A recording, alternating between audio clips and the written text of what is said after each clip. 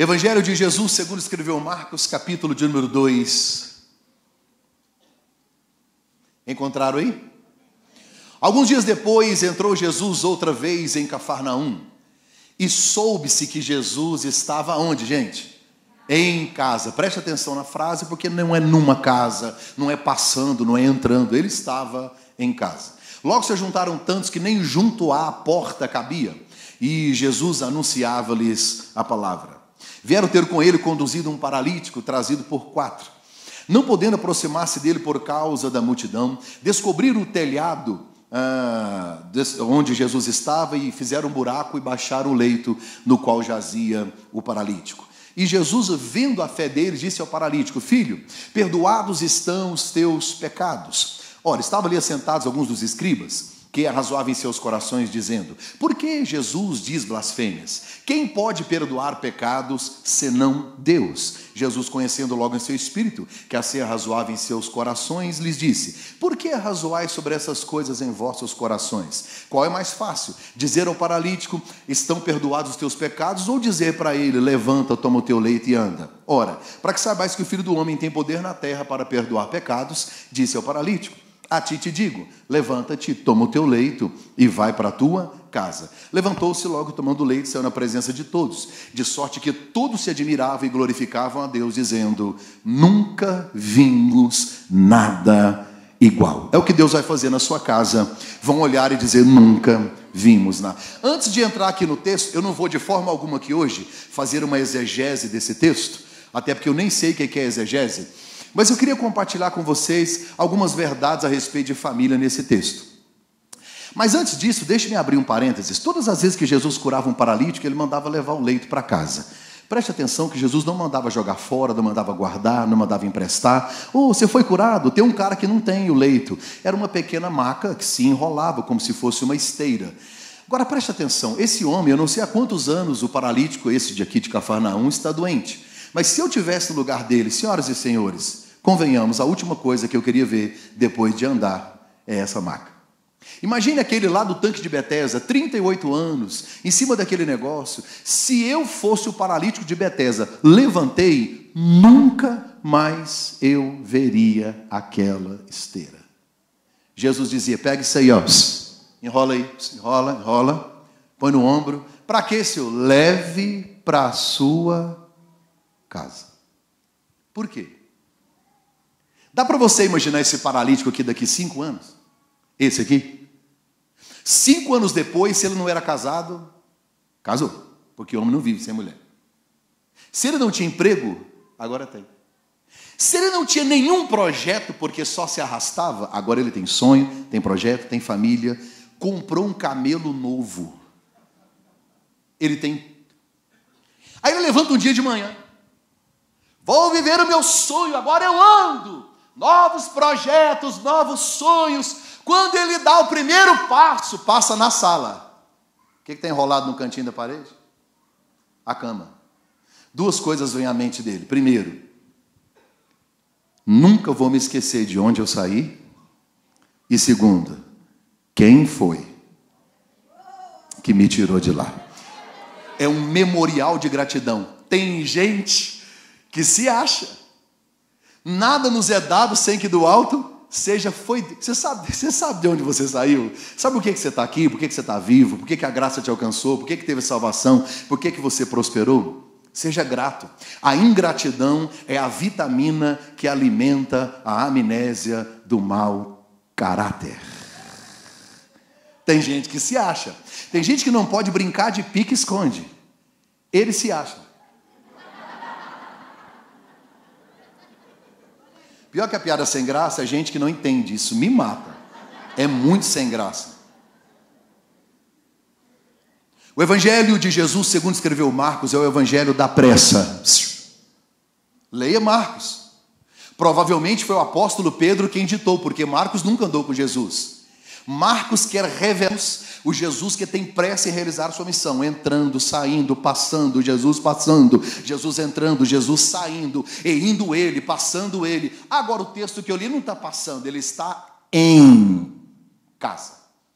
Você sabe que Jesus, ele não é o dono dessa casa. Ele não é o dono aqui. O Filho do Homem não tem nem onde reclinar a sua cabeça. Na verdade, Jesus vai utilizar essa casa como hóspede permanente. Jesus nasce lá em Belém, pertinho de Jerusalém. Depois vai ao Egito com os pais. Na volta, não vem para Belém, porque não são de Belém, são de Nazaré. Jesus fica 30 anos em Nazaré, aprendendo tudo que usaria no seu ministério. E ele decide, depois de ser expulso da sinagoga de Nazaré, escolher um lugar que geograficamente fique mais estratégico para ele realizar a sua missão.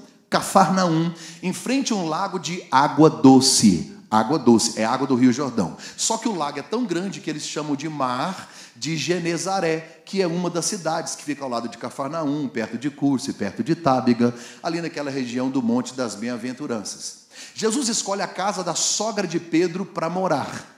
Dos 12 apóstolos, Pedro é o mais crente. Ele mora com a sogra e leva todos os amigos para morar lá também.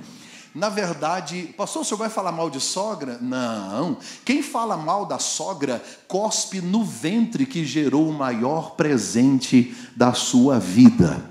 Pastor, então eu não posso falar mal dela? Não, mas é que eu também não tenho nada de bom para falar, só pronuncie uma palavra quando ela for melhor do que o silêncio. Se você não tem nada de bom para falar, cale sua boca. Só ore por ela. Senhor, recolhe a tua serva, porque orar não é pecado. Jesus agora vai morar na casa, deixa eu pregar, gente. Jesus agora vai morar na casa da sogra de Pedro. Agora perceba que pelos evangelhos, Jesus Cristo, ele é um missionário, ele é um itinerante. Não é sempre que ele está em casa. Agora no texto ele está em casa, a notícia correu, o pessoal postou no Orkut, porque o Orkut é dessa época.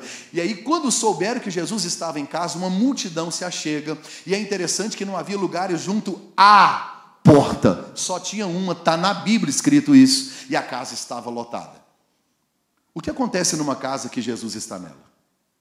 Quais são as características de uma família que Jesus não está passando? Ele vive, ele é hóspede permanente. É óbvio que o texto é claro, simples, e todas as evidências estão aqui. O texto diz que Jesus estava em casa. Deixa eu te fazer uma pergunta. Jesus está na sua casa? No final eu vou te perguntar de novo. Se eu colocar câmeras escondidas na sua casa, eu vou encontrar Jesus lá? Ah, pastor, que jeito? Passando? Não nas suas palavras. Porque o que me revela alguém cheio do Espírito Santo não é falar em línguas aqui. É como você trata o seu cônjuge e seus filhos na sua casa. Simples assim. Não é dom, é fruto. Pastor, como é que o senhor vai ver Jesus na minha casa? Nos vídeos que passam na hora da relação íntima do casal. Fala, Deus. Porque se o ambiente é artificial, se o ambiente é tão tenebroso que eu tenho vergonha de entrar, pensa ele. Deus está em todos os lugares, mas a manifestação ativa dele só onde ele é convidado. Por que eu falei de câmeras escondidas? Porque se eu te fizer uma visita, você vai fazer de tudo para me mostrar que está tudo bem. Lógico. Recentemente eu fui na casa de um outro casal, eu e minha esposa. O homem estava tão educado, ele era tão gentleman que eu falei, mano, vai devagar, vai dar problema pro meu lado. E aquela educação, mas ele era. Quando eu entrei no carro, a minha mulher falou, tá vendo? Eu disse para ela, quero ver agora que eu saí. Quando temos visita, quando vimos à igreja, nós cuidamos de uma palavrinha que quando estamos sós, não existe no dicionário da família, reputação. Até porque casamento não muda ninguém, só tira a máscara.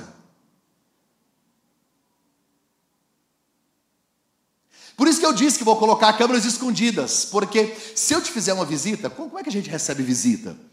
O cachorro fica amarrado, os meninos são treinados, fica tudo organizado, a casa é limpa. Eu fui jantar numa casa, o banheiro estava tão limpo, falei, traz o prato, vou comer aqui, está muito limpo. O pai foi no quintal chamar o menino para almoçar, Joãozinho, querido, lindo, gostoso, cheiroso, maravilhoso, príncipe do papai, por favor, vamos almoçar. O menino, pai, é o Senhor.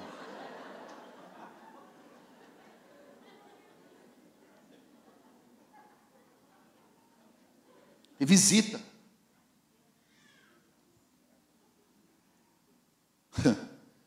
Quando tem visita em casa, aparece aqueles pratão que seu marido nunca viu. Ele está tão acostumado com um copo de requeijão que quando ele vê uma taça, ele fala: não. Quais são as marcas de uma casa que Jesus está nela? Primeiro, oi, está escrito, Jesus ensinava. Se o mestre ensina, uma casa que tem Jesus é uma Senhoras e senhores, toda casa é escola. É a primeira ponte colocada entre o indivíduo e a sociedade, é a família. Tudo que você necessita para viver, aprendeu em casa. Se não aprendeu, a vida está te batendo até hoje. Se não houve instrução, se não houve orientação, se não houve o forjar do amadurecimento de um caráter sadio, a vida vai lhe ensinar de uma maneira terrível. Porque casa é escola. Nós somos responsáveis pela formação moral, intelectual, cultural, até espiritual dos nossos filhos. Mas não só ensinamos, aprendemos com eles. O cônjuge aprende tanto um com o outro que fica até o vocabulário fica igual. Casa é escola. E se você é casado, vai concordar comigo. Casamento é uma escola onde você se matricula e nunca pega diploma. Conhece alguém formado em casamento? Um cara me procurou e disse: pastor, estou no 3º relacionamento. Quando eu entrei no meu 2º casamento, sabe o que eu pensei? Vou arrebentar, porque eu já tenho experiência. Ele falou: pastor, zerou, né? Começa de novo. Eu falei: uma mulher é diferente da outra, ela é diferente dela mesma, depende do dia do mês. Você não vai acertar nunca. Nunca. Casamento é a escola onde você se matricula e nunca pega diploma. Qual a diferença de uma casa que tem Jesus para uma que não tem? Se toda casa é escola, pastor, qual a diferença da casa que tem Jesus? E ele ensinava a palavra. Quais os valores fundamentais, basilares se ensinam na sua casa? São os valores que estão aqui. Porque se Jesus está lá, é o mínimo. O mínimo que se aprende lá é o que está aqui. Pastor, na minha casa, por exemplo, a gente não ensina a mentir. Aí o telefone toca. Joãozinho, se for para mim, diga que eu não estou. Lá vai um menino de 4 anos. Alô? Meu pai? Ele mandou falar que não está. 1 grama de exemplo pesa mais que 1 tonelada de palavras. Os ouvidos dos nossos filhos podem estar fechados ao conselho, mas os olhos estão abertos ao exemplo. Querida irmã, seu filho, quando crescer, gostaria de se casar com uma mulher igual a você? Ei, irmão, ei, macho, a sua filha, ela está olhando para você. Será que ela gostaria de ter um macho, um homem em casa como você? O que está faltando na minha geração não é pregação. O YouTube está cheio. Está faltando referencial. Aí os jovens não querem casar.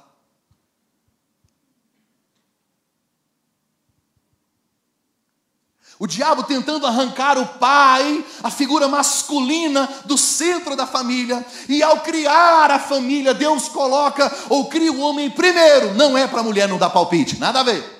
É porque em um projeto, primeiro se constrói o alicerce. Casa tem que ter líder. Um corpo com 2 cabeças chama monstro. Tem que ter uma só. Aí eu fico vendo uma geração desorientada, sem referência. E aí, senhoras e senhores, convenhamos. O diabo, nesses últimos dias, decidiu levantar um altar para o inferno nessa nação. Literalmente queimando crianças. Ou você está apático ao que está acontecendo? Ou você acha que de repente é uma coincidência tantos levantes quanto as crianças dessa nação? E eu e você, às vezes, terceirizando a educação dos nossos próprios filhos, responsabilizando toda a educação deles ao governo, a educação espiritual à igreja. E a palavra de Deus diz em Deuteronômio, Deus disse a Moisés, escreve aí, fala para os pais ensinarem os princípios da palavra, levantando, deitando, andando, comendo, põe na testa, põe na mão, põe na porta, faz alguma coisa.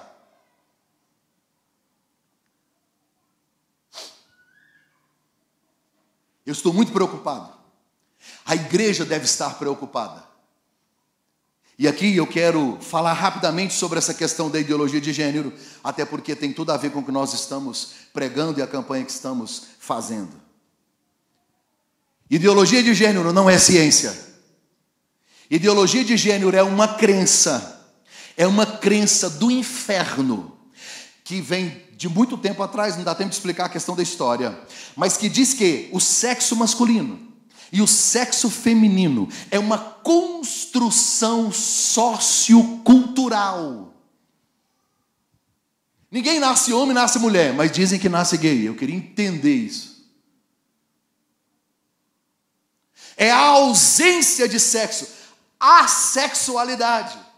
E aí, da permissividade ao bestialismo, que é a zoofilia, sexo com animais, ao incesto, pai com filho, irmão com irmão, a pedofilia. Por que que o diabo está atacando a família? Porque na política, no governo, nas entidades, as autoridades perderam a autoridade.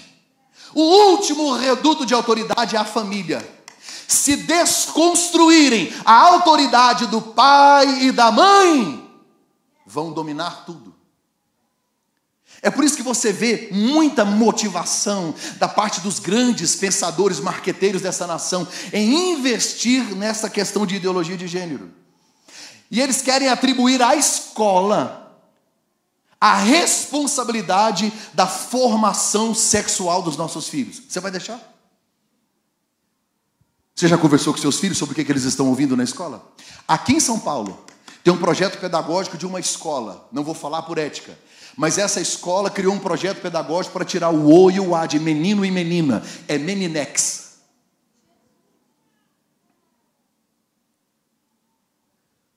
O que seus filhos veem na internet? Onde eles dormem? Nós precisamos ajudar os nossos filhos a navegar sem se afundar. Só que a minha geração está substituindo presença por presentes. O problema dessa geração não é a baleia azul, são os pais invisíveis. A psicopedagogia, não todos, mas alguns vêm ensinando, olha, o seu filho adolescente tem que ter privacidade. Ei, eu prefiro invadir a privacidade do meu filho do que o inferno invadir a privacidade dele. Não se esconde o que é verdadeiro. Quem cuida dos meus filhos sou eu.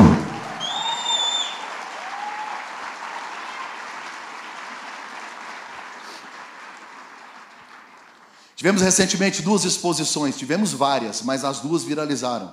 A primeira em Porto Alegre, com aqueles quadros terríveis que você viu. Depois aqui no Museu de Arte Moderna de São Paulo, aquele homem nu com a menina que tocava nele. Vocês estão a par disso aí. Depois me vem aí o Homo fazendo propaganda, a revista Avon. Tiveram tanta queda nas vendas que a Avon agora está patrocinando no Instagram e no Facebook banners para os clientes evangélicos. E tantas outras coisas. A revista Veja lançou 2 matérias. Uma agora recentemente, que foi aquela Meu Filho Trans, e a outra, você viu? Falando dos evangélicos. Essa gente incômoda. Que bom. Sal da terra. Luz do mundo. Tem que incomodar, sim.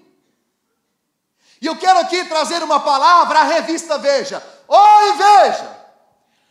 O senhor escritor disse lá assim, ó, eu gostaria que esse povo sumisse por conta própria. Enquanto estivermos aqui, vamos gritar, vamos falar, vamos bravejar, vamos bater o pé. E não se preocupe, não vamos sumir por conta própria. Vamos sumir quando ele vier, a trombeta vai soar e nós vamos ao encontro do noivo.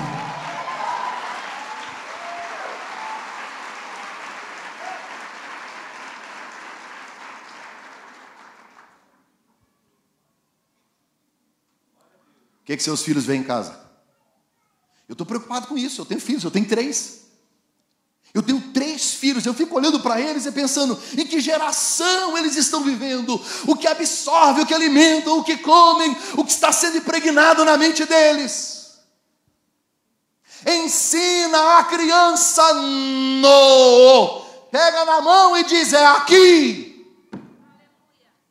1 grama de exemplo pesa mais que 1 tonelada de palavras. Recentemente eu fui pregar num mega congresso no interior, lá perto de Goiânia. Tinha umas 15 pessoas. Não tinha piso na igreja, era chão. Lá fora não tinha asfalto. Quando eu terminei de pregar, o pastor disse, vamos jantar. Falei, boa esta palavra. Deus começou a usar o senhor agora. Cheguei na casa do pastor, aquela conclusão, onde tem crente, tem 2 coisas, comida e menino.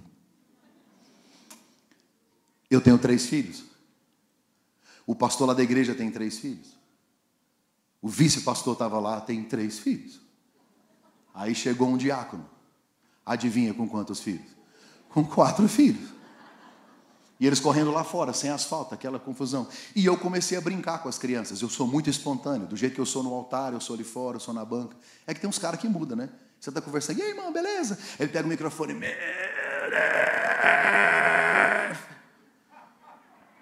Oi, tá tudo bem, irmão?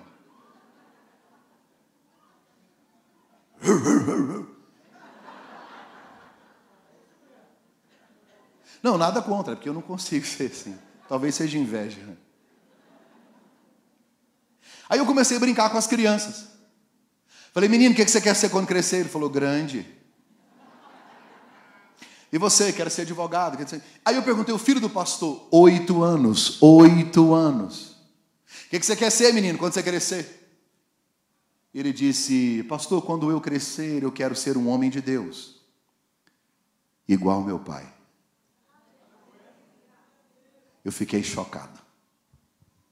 Me deixou tão estarrecido, eu fiquei tão impactado que eu parei de perguntar na hora. Porque os próximos eram os meus.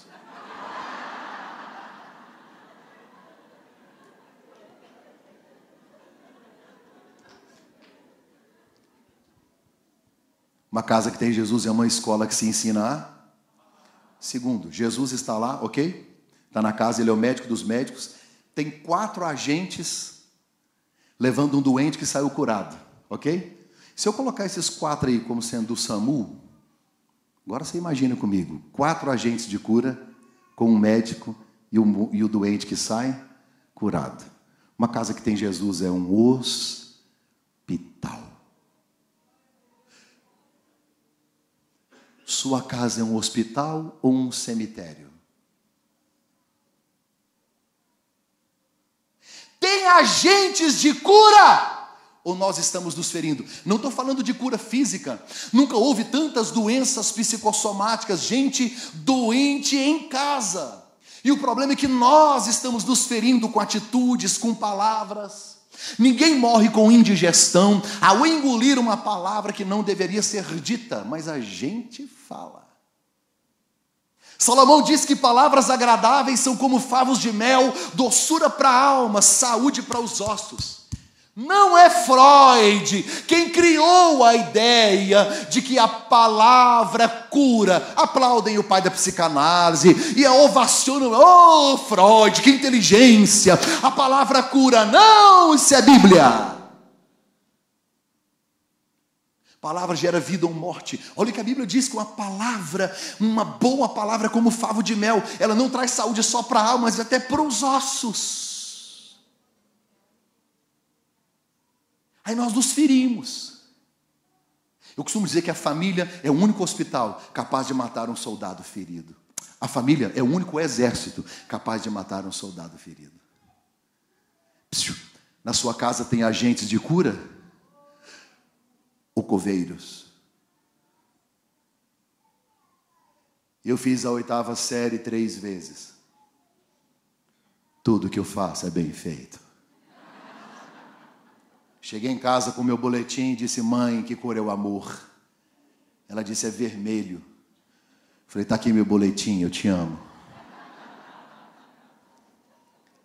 Ela sentou de frente comigo e falou um monte de coisa, mas mãe pode falar o que quiser para a gente. Quando meu pai chegou, ele pegou meu boletim e pôs na mesa, e eu ouvi 15 minutos de maldição. Você já ouviu palavras que ferem? Ele disse, você é um fracasso. Você nunca vai chegar a lugar algum. E outras coisas que não convém falar. Ei, eu acreditei naquela palavra. Porque as feridas mais profundas vêm de quem nós mais amamos. Chorei. Fiquei chafurdado na lama de uma amargura que não sarava. Não passava de ano, entrei na faculdade, fui fazer administração de empresas, não terminava. O seminário de teologia era 3 anos e meio, demorou 4 anos e meio. A primeira crise no meu casamento eu tinha uma certeza: vai acabar. As palavras de pai, mãe, e cônjuge e filho são proféticas. Esse é um ato profético. Essa arca na sua casa significa que tem sacerdote. Cuidado. Eu não aguentava mais. Eu tive que conversar com meu pai, rasguei minha alma, rasguei meu coração. Nós pedimos perdão, choramos, abraçamos, perdoamos. O Espírito Santo curou a minha alma.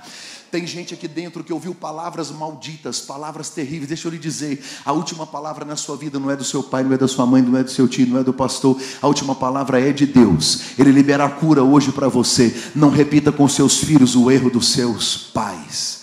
Não interessa quem foram os seus pais, interessa quem são os pais dos seus filhos. Uma casa que tem Jesus é um hospital. É melhor serem 2, porque se um cair, um dia alguém vai cair. Se um cair, o outro vem. Pisa no pescoço e fala, morre, miséria. Não. Quando alguém fracassa, muitos dedos se apontam, poucas mãos se estendem. No relacionamento onde impera o amor, não há espaço para competir, mas para completar. Uma casa que tem Jesus é uma escola. 2, é um hospital. 3, para me ajudar, diga refúgio. Uma casa que tem Jesus é um refúgio, é um lugar de paz. Se ele é o príncipe da paz, uma casa que tem Jesus tem que ter o quê? Paz.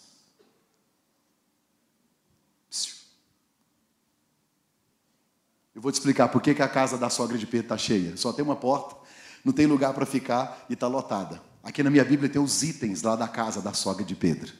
Não procura na sua Bíblia que não tem não. Só na minha. Acrescentares...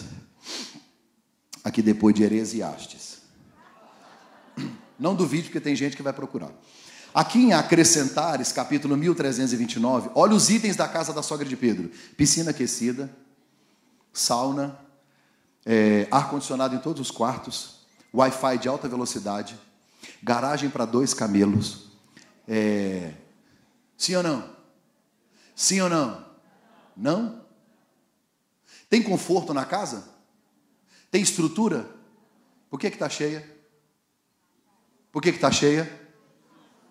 Porque quem está lá queria tanto que a minha geração aprendesse só isso.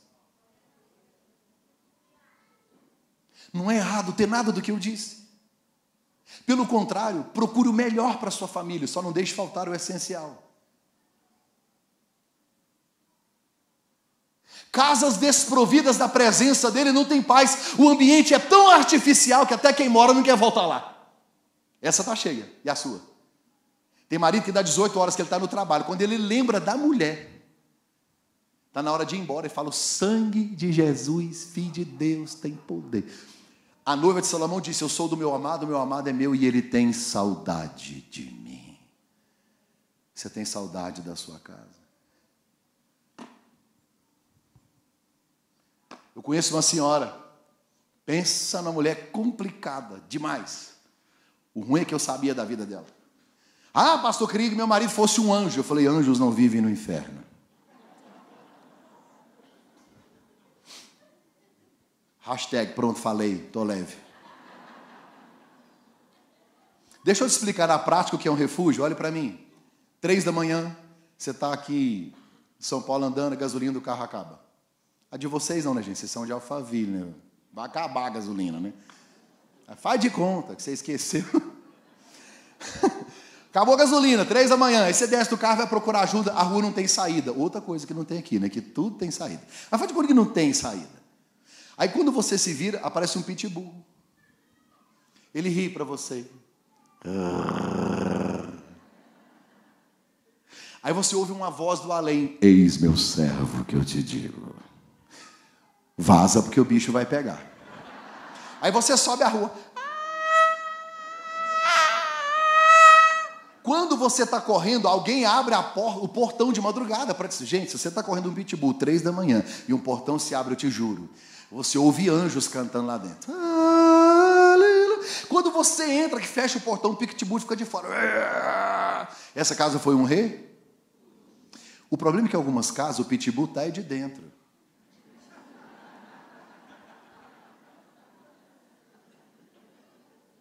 Tem mulher que casou com um príncipe montado num cavalo.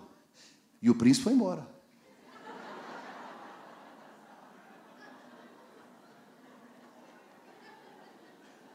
Não coloque palavras na minha boca.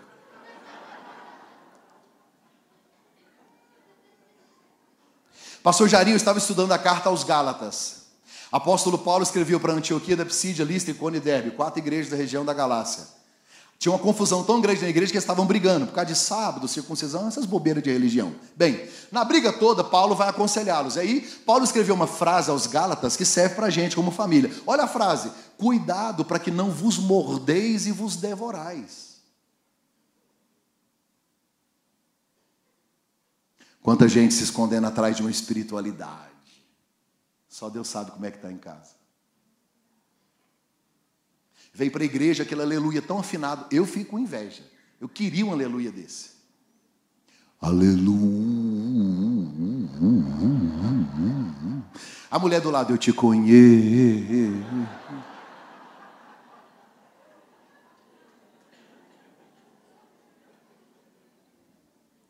A casa que tem Jesus é uma escola que se ensina a... É um hospital, é um refúgio. Agora, olha, gente, que extraordinário. Olha tanto que é simples a palavra. Jesus não está nessa casa aqui, da história, não está? Jesus está na casa, teve cura, ele estava ensinando a Bíblia. E quando o paralítico andou, está escrito, todos deram glória a... Ajude a raciocinar.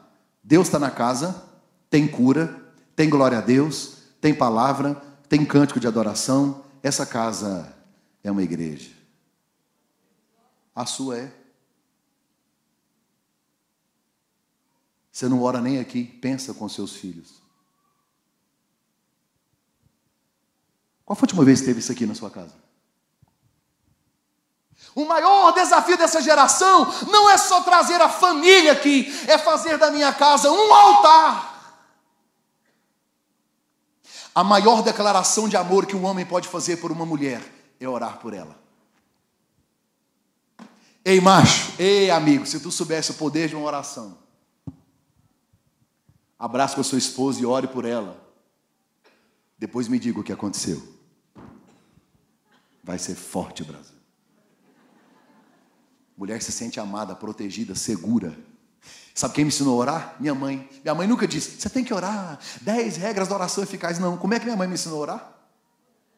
1 grama de exemplo. Pesa mais que 1 tonelada de palavras. Eu acordava, pastora Cassiane, 3 da manhã, com meus 12, 13 anos de idade, acordava assustado. Minha mãe ajoelhada aos pés da cama, debruçada nas minhas pernas, eu acordava com o soluço dela. Madrugadas e madrugadas eu ouvindo, Deus salva esse menino, Deus usa ele, não, Deus tem misericórdia. Eu tinha 12 anos, minha mãe orava pelos meus filhos. Semana passada eu cheguei em casa de uma viagem 3 da manhã, meu filho ajoelhado. Eu falei, menino, você está dormindo? Não, pai, eu estou numa campanha de oração.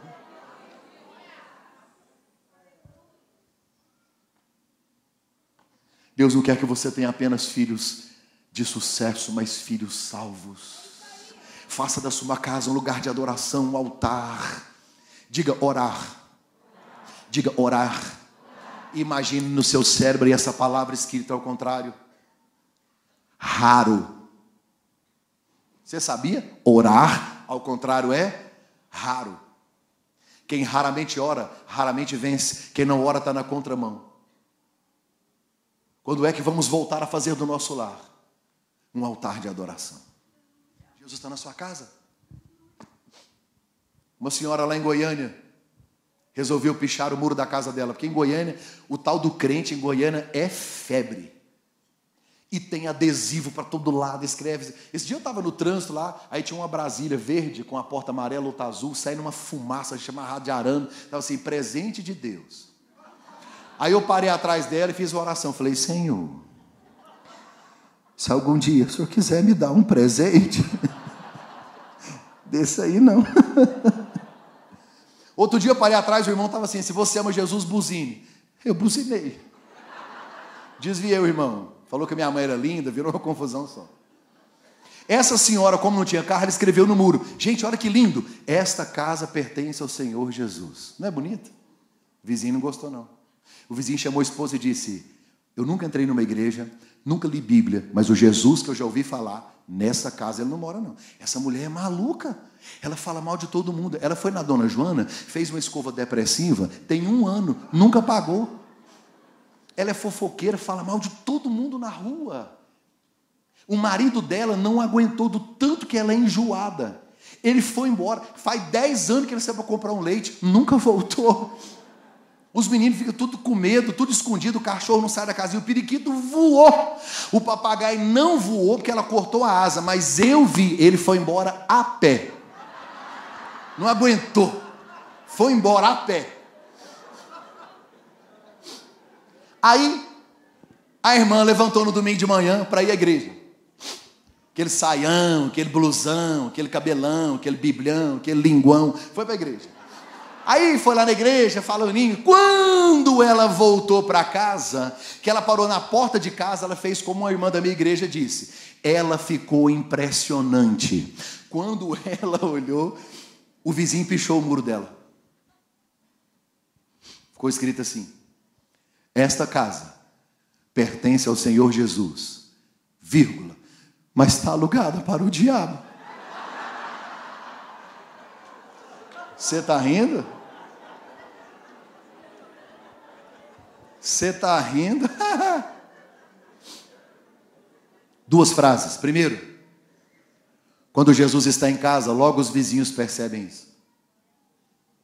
Segundo, uma família que vive os princípios do Evangelho, uma família que vive os princípios do Evangelho, fala muito mais alto em favor desta palavra do que todos os sermões que a gente consiga pregar. Não adianta pregar. A distância entre o que você prega e o que você vive revela seu caráter. Jesus disse, não sejam apenas ouvintes, praticantes.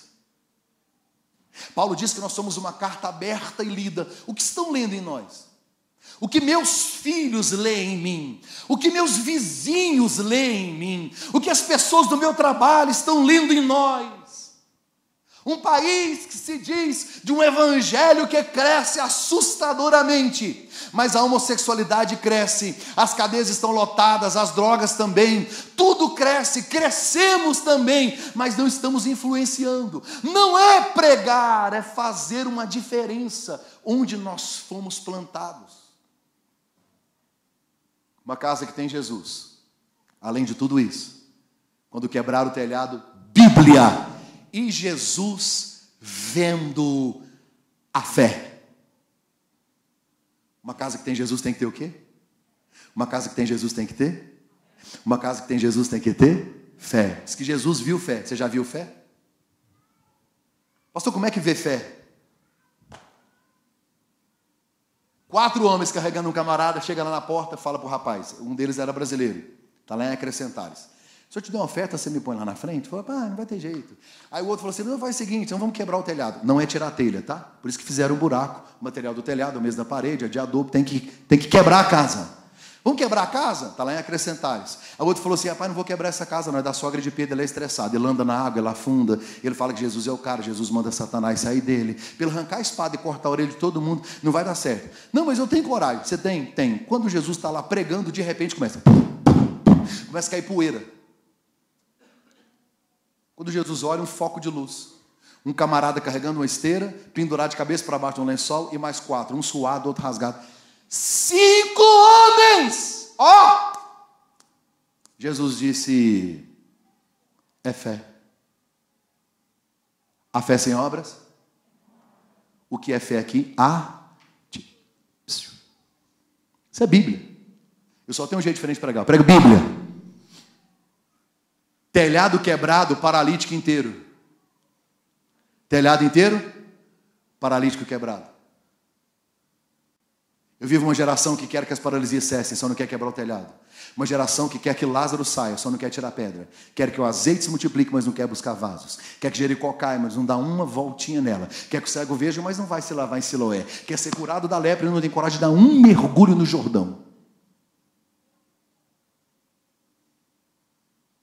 Posso traduzir? Pastor, estou com um problema financeiro, quebra o telhado. Não, o cartão de crédito. Pastor, estou sendo tentado. Tem uma menina, uma mulher me mandando mensagem, foto. O que eu faço? Quebro o telhado? Bloqueia no WhatsApp.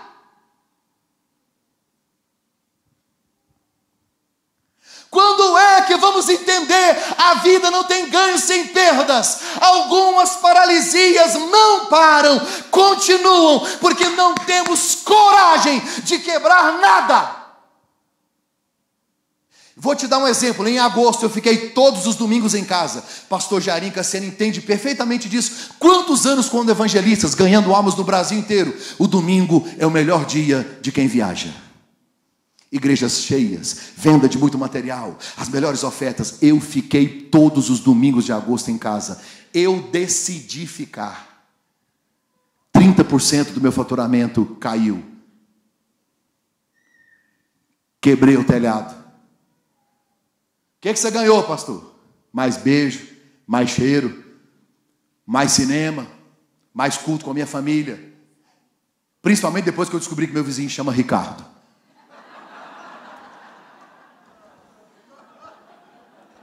Quem entendeu, entendeu. Quem não entendeu...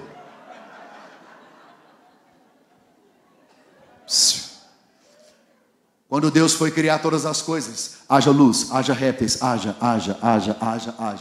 Quando Ele foi criar o homem, não tem haja. Ele desce e põe o que Ele está me dizendo? Ser humano não sobrevive sem toque. Tudo que não é alimentado, morre.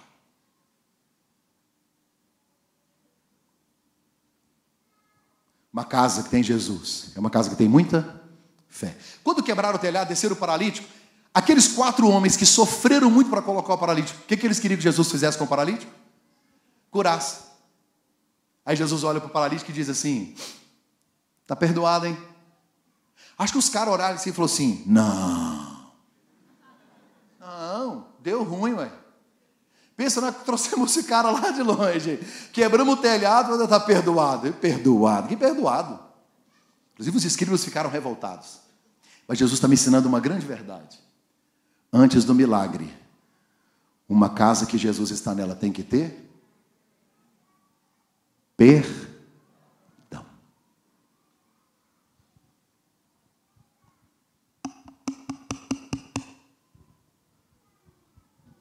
Relacionamentos paralisados. E o Eterno grita aqui, ó. Tem gente aqui dentro, você foi abusado na infância. Até hoje a sua relação conjugal não vai bem, porque você está preso ao seu passado.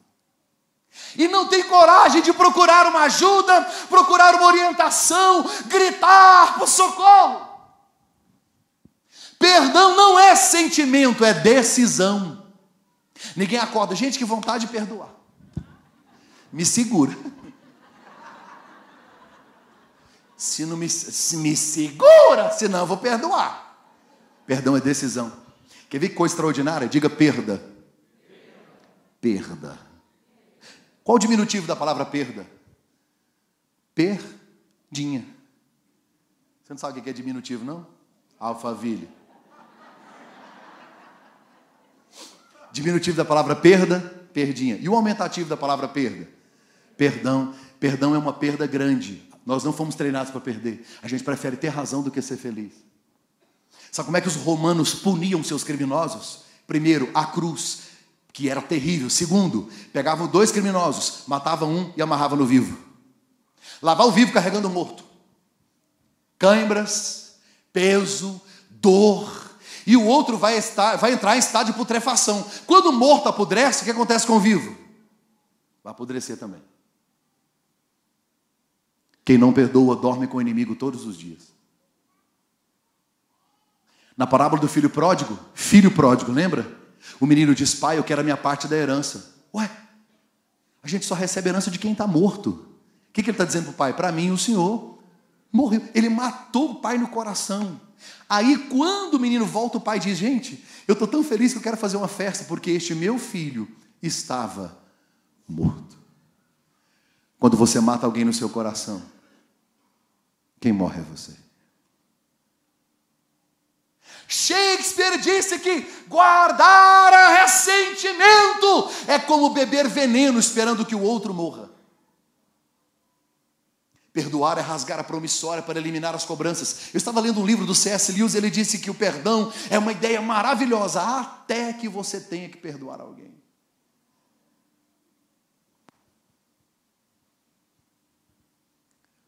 Perdoar. Olha a etimologia no latim.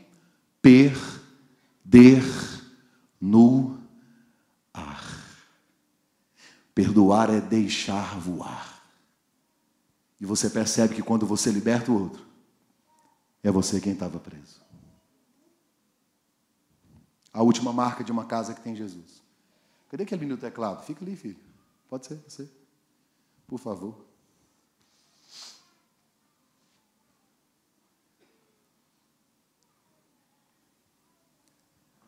A última marca de uma casa que tem Jesus nela é que uma casa que tem Jesus, ela é uma casa de milagres. Nela todos permanecem em pé. Tem paralítico na casa? Tem, mas ele anda. Por que tem paralítico na casa, apesar de Jesus estar lá? Porque a melhor definição que eu encontrei de família é a união de vários pecadores. Uma hora vai dar um BO, né, pastor? Você conhece alguma família que não tem confusão? Mateus capítulo 7, verso 24. 2 casas, da rocha e da areia. A da rocha teve chuva, vento e rio. E a da areia também. As 2 casas foram atingidas. Jesus está dizendo, toda casa tem confusão. Você entrou aqui e falou: não, pastor, na minha família não tem confusão, não. Levanta a mão que eu vou orar para você ter. Para eu não sair daqui com inveja. Tem que ter. Esse dia eu falei para minha mulher: você me perdoa? Ela falou: por quê? Porque eu estou chato. Ela falou: você não está chato. Você é chato. Ela disse: os muçulmanos têm os xiitas, aqui em casa eu tenho os chatos. Faz só um fundinho, filho, bem bacana. Um barco que tem Jesus, tem tempestade? Tem. Só que ela cessa. Uma casa que tem Jesus tem crise no casamento. Uma casa que tem Jesus tem filho rebelde. Tudo que você imaginar de uma família tem. Só que eu não posso me conformar. Se ele está na minha casa, se ele é o dono do milagre, eu não posso me conformar do meu cônjuge ter amante. Eu não posso me conformar de todo mundo viver nas drogas. Eu não posso.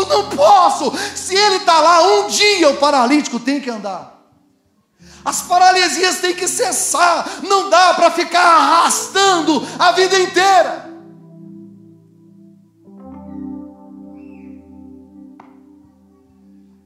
E desses 5 minutos eu vou te contar o que acontece numa casa que tem Jesus.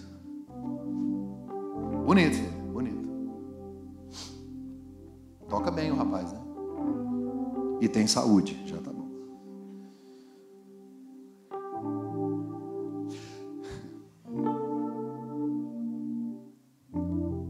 Quando eu vou falar de família, vem tanta coisa na minha cabeça, eu não posso. Me ajuda, Jesus. Tá bom, falei o que precisava.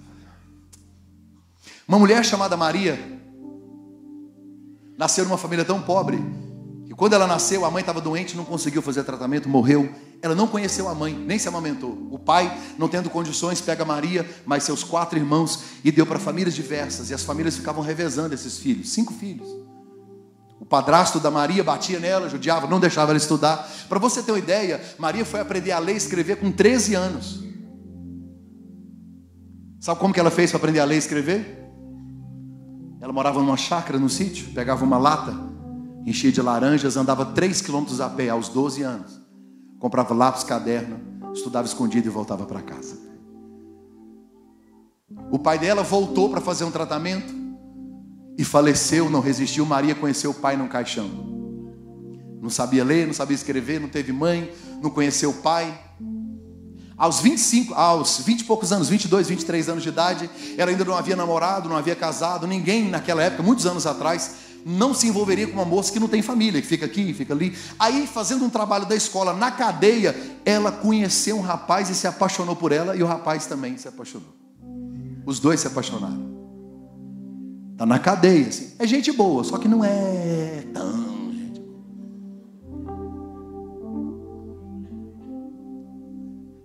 O rapaz disse para ela: quando eu sair daqui, casa comigo, eu vou mudar de vida.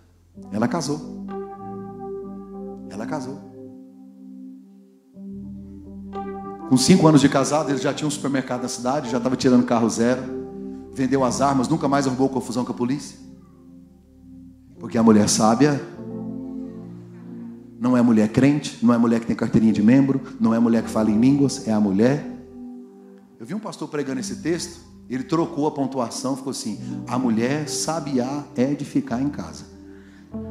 Mas esse não é o texto, tá? É a mulher sábia edifica sua casa.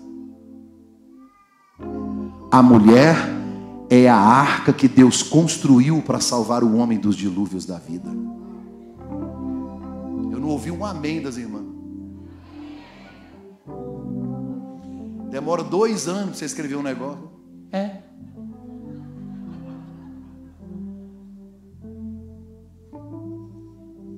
Só que Maria descobriu com 5 anos de casada que não podia ter filhos.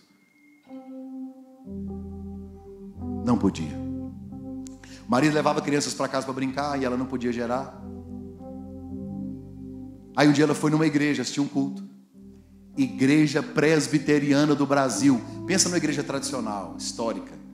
Sabe qual a mensagem que o pastor pregou? Ana, a mulher estéril. Quando o pastor disse que Ana gerou Samuel, e aí ele terminou a mensagem dizendo: Deus faça com que a mulher estéril habite em família e seja alegre mãe de filhos. Maria se arrebentava de chorar, ela e o marido. Aí foram lá na frente depois do culto. O pastor disse: eu fiquei sabendo que a senhora é muito religiosa. Sim, pastor, lá na minha religião eu batizei 73 crianças. O pastor disse: mas eu fiquei sabendo que a senhora não tem filhos. Deus não quer que a senhora batize crianças, Deus quer que a senhora gere um filho. Olha o que um pastor presbiteriano tradicional disse: se a senhora aceitar Jesus com seu marido hoje, anota na sua agenda um mês, daqui a 1 ano a senhora dá a luz. Ela nunca tinha visto. Olha que palavra profética. Fica aqui na igreja, eu quero ver. Gente, 1 ano. No mês que o pastor havia falado, Maria saiu correndo para o hospital porque a bolsa dela estourou. Ela foi dar à luz a promessa de Deus. Na cidade onde eles moravam, hospital fechado, tudo em greve, tudo fechado. Viajaram 90 quilômetros, chegaram em outra cidade. O médico não conhecia ela direito. Ele não sabia que o pente dela é colado, não dilata. Maria não pode ter parto normal. Ele deu uma injeção para aumentar as contrações e viajou. Ela ficou perdendo líquido amniótico sábado, porque chegou lá sábado de manhã, sábado, domingo, segunda, terça de manhã. O médico volta, numa época que não havia celular. Se você entende um pouquinho de saúde, já sabe o que está acontecendo. Maria está deitada numa cama, dando convulsão, mordendo numa toalha. A criança tremia e parava. O médico desconfiado que estava dando parada cardíaca e respiratória. Ela sentiu o primeiro pique ainda da cirurgia. Quando o médico retira o bebê, teve que reanimar o bebê. Quando o bebê chora, o médico disse: a senhora acabou de dar à luz a um milagre. Ela disse: doutor, meu pastor falou que quem tem promessa de Deus não morre até que Deus cumpra a sua promessa. Escute aí. Ela fez um voto de Nazireu para o menino, nem o cabelo dele cortou. O pastor disse: filha do céu, não precisava disso. Agora já foi. Com 3 anos ela cortou o cabelo dele e fez uma festa para 150 crianças. Creche, orfanato. Sabe, criança nunca foi numa festa? Maria fez a festa. E deu carrinho, deu boneca, deu bola para toda a meninada. Pegou o menino e entregou na mão do pastor. Eu sei que o senhor não vai poder criá-lo, eu vou criar. Mas eu queria que Deus entendesse que eu estou fazendo igual Ana. Eu estou dando, não é meu, não é meu. Deus, não é meu, a partir de hoje não é meu mais. Está consagrado ao Senhor. A partir desse dia, só com hepatite foram quase 90 dias. Fígado podre, capotamentos, pneumonia, internações, cirurgias. E aqui é o resumo. Um dia, O pai, a mãe e o menino estavam voltando de férias. O pai dirigindo, a mãe do lado, o menino dormindo. Haviam 5 caminhões carregados de gado. O pai ultrapassou 1, ultrapassou 2, ultrapassou 3. Estava no meio do comboio. Faltavam 2 carretas. O menino acordou chorando. Ai, minha barriga, ai, ai, ai, ai. O pai disse, eu não posso parar, é carga viva, eu tenho que... Ai, ai, ai. E aí o pai encostou o carro. O garoto vai no acostamento, agacha e começa a assoviar. O pai diz, não vai fazer nada. Não, passou, pai. O pai irado. Pega o menino, joga no carro e sai fritando os pneus. O sol acabou de nascer. O pai fez uma curva, chegando numa cidade chamada Goiás Velho. Tem uma ponte bem estreita para chegar na cidade. Um boi que estava lá no pasto saltou a cerca e ficou no meio da ponte. O primeiro caminhão bateu e parou. Os outros 4 caminhões engavetaram. Entraram um dentro do outro. Haviam muitos caronas. Todas as pessoas morreram. E mais da metade do gado. Aquele homem desce do carro tremendo. E quando ele vê aquela tragédia na pista, sangue, gado, gente, ele não consegue andar. Ele estava no meio. Ele não consegue andar, ele paralisa. Dona Maria vem, sacode ele e fala, homem! Quantas vezes eu tenho que lhe dizer que quem tem uma promessa de Deus não morre até que Deus cumpra a promessa. Agora olhe para mim. Aquele pai estava desviado da igreja. Tinha esquecido a promessa, tinha voltado a fumar, a beber. Sabe o que ele fez? Ele voltou para a igreja. É presbítero lá na igreja. Aquela mulher é líder do ciclo de oração. E o menininho cresceu, né, gente? Sou eu, Mark Anderson. Que eu vim lhe dizer que quando Jesus entra numa casa, quando Jesus entra numa casa, aleluia. Olhe para mim. Eu não tenho irmãos. Eu não tenho irmãs. Eu sou filho único. Minha mãe conheceu meu pai numa cadeia. Minha mãe conheceu um homem preso, viciado, problemático. Meus filhos me conheceram no altar. É você quem vai determinar o futuro da sua família. Seus filhos não nasceram para o inferno. Seus filhos nasceram para ter o nome escrito no livro da vida. A sua família não vai morrer, não vai fracassar. Como profeta para as famílias dessa geração, eu repreendo hoje: o divórcio vai ser riscado do dicionário da sua família. Nunca mais a pedofilia vai chegar lá. Nunca, ninguém vai tocar nos seus filhos, nem nos seus netos. Deixa eu lhe dizer uma coisa: antes do final do ano, tem gente aqui dentro, eu vou profetizar de olhos abertos, vai dizer como Josué: eu e minha casa serviremos ao Senhor. Se você querer, coloque-se em pé onde você está agora. Eu não posso sair daqui sem orar por você. Eu não posso sair daqui sem orar por você. Tem gente no limite aqui. Tem gente que está precisando de algo sobrenatural na sua casa, na sua família. Você já desistiu, já tinha colocado um ponto final. Deus manda lhe dizer: não coloque um ponto final, porque o autor da vida ainda está escrevendo. Troque o luto pela luta, não desista, Deus não desistiu. A sua casa vai ser um lugar de bênção. A sua casa vai ser um lugar de milagres. E se só tem você, Deus escolheu você para transformar essa história. Eu estou vendo muita gente aqui quebrantada, gente chorando, gente que precisa de um milagre. Corre aqui no altar, deixa eu orar por você. Você que está precisando de algo sobrenatural de Deus. Você que é crente, pode vir. Você que não é, tanto faz. Deixa eu orar. Tem gente que está no limite. Você está precisando de algo assim que só Deus pode fazer. É urgente, tem que ser hoje. Tem que ser hoje, não tem que ser ontem. Gente que está vivendo dias terríveis em qualquer área da sua vida, da sua família. Vem no altar, deixa eu orar por você. Vem no altar, vem. Vem chorar comigo aqui no altar, vem. Se você puder ficar em pé, melhor ainda, para caber mais pessoas. Quem já se ajoelhou, pode ficar. Mas fique em pé para caber mais pessoas. Vem no altar, vem na frente. Olá, sou Roligueixa.